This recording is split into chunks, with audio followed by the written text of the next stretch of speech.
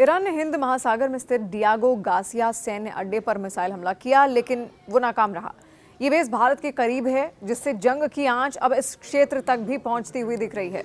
Britain ने हमले से कुछ घंटे पहले ही अमेरिका को अपने सैन्य ठिकानों के इस्तेमाल की मंजूरी दी थी, लेकिन पश्चिम एशिया में अमेरिका और ईरान के बीच चल रहा टकराव और अब भारत के पड़ोस तक पहुंचता हुआ दिख रहा है।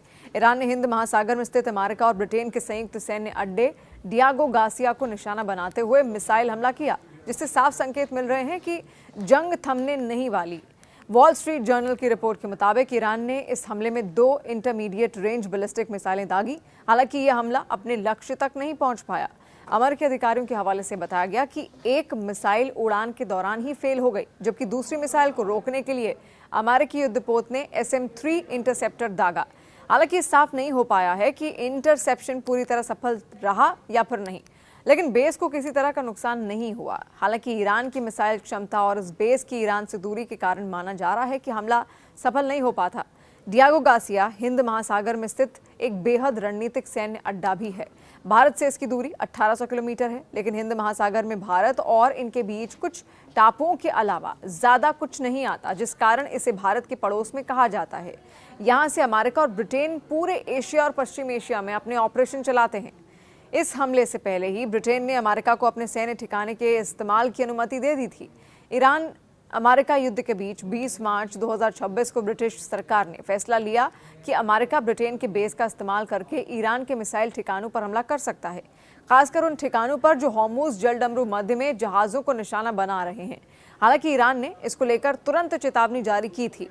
ईरान के विदेश मंत्री अब्बास अरागची ने कहा था कि अगर यूके अमेरिका को अपना ठिकाना देता है तो ब्रिटिश नागरिकों का जीवन खतरे में डालेगा। ये दिखाता है कि ईरान सिर्फ बात नहीं करता, बल्कि अपनी चेतावनियों पर अमल भी करता है। ईरान और हिंद महासागर में मौजूद डियागो गार्सिया की दूसरी 3500 से 4000 किलोमीटर की रेंज वाली मिसाइल की बात यहाँ पर अब सामने आ चुकी है।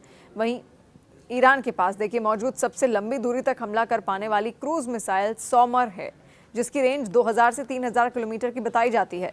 ऐसे में सवाल उठ रहा है कि ईरान के पास जब इतनी लंबी दूरी की कोई मिसाइल ही नहीं है तो उसने हमला किया कैसे और क्यों किया। वहीं ये भी अभी जानकारी नहीं है कि आखिर उसने अटैक के लिए कौन सी मिसाइल दागी। हिंद महासागर में स्थित डियागो गार्सिया एक बार फिर से सुर्खियों में है। इसकी वजह सिर्फ और सिर्फ ईरान ही है। रणनीतिक रूप से अहम इस द्वीप पर अमेरिका ब्रिटेन का जॉइंट मिलिट्री बेस बना हुआ है। यहाँ से America South Asia, West Asia और अफ्रीका पर नजर रखना बेहद उसके लिए आसान है। सबसे खास बात यह कि डियागो गार्सिया से हिंद महासागर में चीन की बढ़ती महत्वाकांक्षा को लेकर मॉनिटरिंग भी की जा सकती है। ईरान ने डियागो गार्सिया की तरफ बैलिस्टिक मिसाइलें दागी हैं। एक मिसाइल बीच रास्ते में ही रह गई, जबकि दूसरे इंटरसेप्ट कर ली गई। डियागो गार्सिया का महत्व इस बात से समझा जा सकता है कि इसे B-2 और B-52 जैसे खतरनाक अमेरिकी बॉम्बर का ये आइलैंड दूसरे घर की तरह है।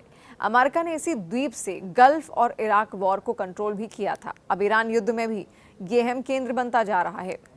हिंद महासागर के बीचों बीच स्थित डियागो गार्सिया एक छोटा सा द्वीप है, लेकिन इसकी रणनीतिक अहमियत बहुत बड़ी है। ये द्वीप चागोस द्वीप समूह का एक हिस्सा है।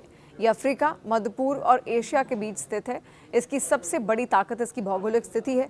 ये लाल सागर के मुहाने पर स्थित बाब अल मंदेब जलडमरू मध्य और दक्षिण पूर्व एशिया के मलक्का स्ट्रेट से लगभग समान दूरी पर ही है। इसका मतलब है कि यहाँ से अमेरिका पूरे हिंद महासागर क्षेत्र में अपनी सैन्य शक्ति का प्रभावी ढंग से संचालन कर सकता है।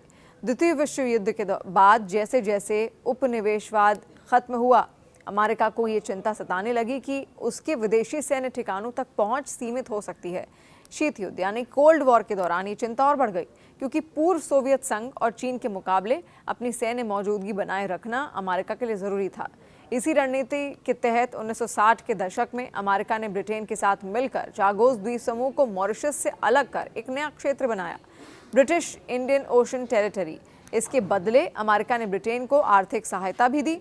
यही वो दौर था जब डियागो गार्सिया को एक बड़े सैन्य अड्डे के रूप में विकसित किया गया। डियागो गार्सिया हिंद महासागर में स्थित चागोस द्वीप समूह का सबसे बड़ा द्वीप है, जो ब्रिटिश हिंद महासागर क्षेत्र का हिस्सा है और सामरिक रूप से बेहद महत्वपूर्ण माना जाता है। 16वीं सदी में पुर्तगालियों द्वारा खोजे गए इस द्वीप को 1965 में मॉरिशस से अलग कर दिया गया, जिसके बाद वहां अमेरिकी ब्रिटिश सैन्य अड्डा स्थापित करने के लिए स्थानीय आबादी को हटा दिया गया। वर्तमान में यहाँ कोई स्थायी नागरिक आबादी नहीं है, लेकिन लगभग 4000 अमेरिकी और ब्रिटिश सैन्य और नागरिक कर्मी तैनात हैं। ये अड्डा पर्शियन गल्फ युद्ध, अफगानिस्तान युद्ध 2001 में जो हुआ, उसके बाद इराक 2003 में जो युद्धों में, इन तमाम युद्धों में इसने अहम भूमिका निभाई है। द्वीप के मूल निवासियों ने वापसी के अधिकार के लिए कानूनी लड़ाई लड़ी और 2019 में अंतर्राष्ट्रीय न्यायालय ने फैसला दिया कि चागोस द्वीप समूह को मॉरिशस से अलग करना अवैध था और इसे वापस सौंपने की सिफारिश की गई। संप्रभुता विवाद को सुलझाने के लिए 2024 में प्रारंभिक समझौता और 2025 में यूनाइटेड किंगडम और मॉरिशस के बीच अंतिम संधि पर हस्ताक्षर हुए। हालांकि इसके लागू होने के लिए अभी कानूनी प्रक्रिया पूरी होनी बाकी है। देखिए, आज के दिन डियागो गार्सिया अमेरिका की सैन्य ताकत का एक प्रमुख केंद्र भी है। यहाँ पर लंबी रनवे वाली एयरफील्ड है, जहाँ B-52 स्ट्रैटफोर्ट्रेस जैसे भारी बम वर्षक विमान तैनात हैं, टैंकर है, निगरानी विमान और ट्रांसपोर्ट एयरक्राफ्ट आसानी से यहाँ पर उतर सकते हैं। इसके अलावा यहाँ विशाल ईंधन भंडारण, रडार सिस्टम और कंट्रोल टावर मौजूद हैं, जो लंबी दूरी के सैन्य अभियानों को संभव बनाते हैं। समुद्री मोर्चे पर भी ये अड्डा उतना ही मजबूत है।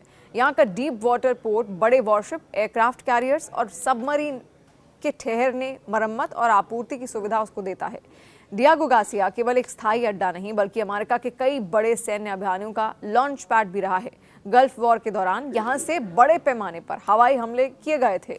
इराक वॉर में भी इसकी भूमिका रही थी। अफगानिस्तान हमले के दौरान तालिबान और अल कायदा के खिलाफ ऑपरेशन यहीं से संचालित हुए थे। हाल के वर्षों में भी अमेरिका ने यमन में हूती विद्रोहियों के खिलाफ कार्रवाई के लिए इसी अड्डे का इस्तेमाल किया। हिंद महासागर में केवल अमेरिका ही सक्रिय नहीं है, भारत और फ्रांस भी इस क्षेत्र में मौजूद सैन्य उपस्थिति रखते हैं। भारत मॉरिशस के साथ मिलकर अगेलिगा द्वीप पर एक आधुनिक एयरबेस और नौसैनिक जेट्टी विकसित कर रहा है। यहाँ से भारत समुद्री निगरानी और सुरक्षा को मजबूत करेगा। वहीं फ्रांस के पास रियूनियन और मेयोटे जैसे कई सारे द्वीप हैं, जहां हजारों सैनिक तैनात हैं। फ्रांस की पनडुब्बियां भी इस क्षेत्र में लगातार गश्त करती रहती हैं। हाल के वर्षों में चीन ने भी हिंद महासागर में अपनी पकड़ मजबूत की।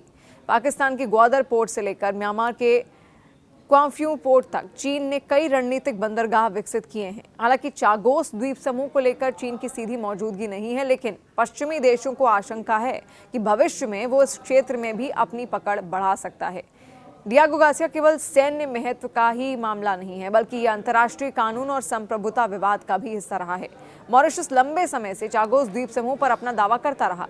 संयुक्त राष्ट्र और अफ्रीकी संघ ने कई बार मॉरिशस के दावे पर समर्थन किया। ऐसे में 2025 का ब्रिटेन मॉरिशस समझौता इस विवाद को सुलझाने की दिशा में एक कदम माना जा रहा है, लेकिन आलोचकों का यह कहना है कि इससे नए भू राजनीतिक जोखिम भी पैदा हो सकते हैं।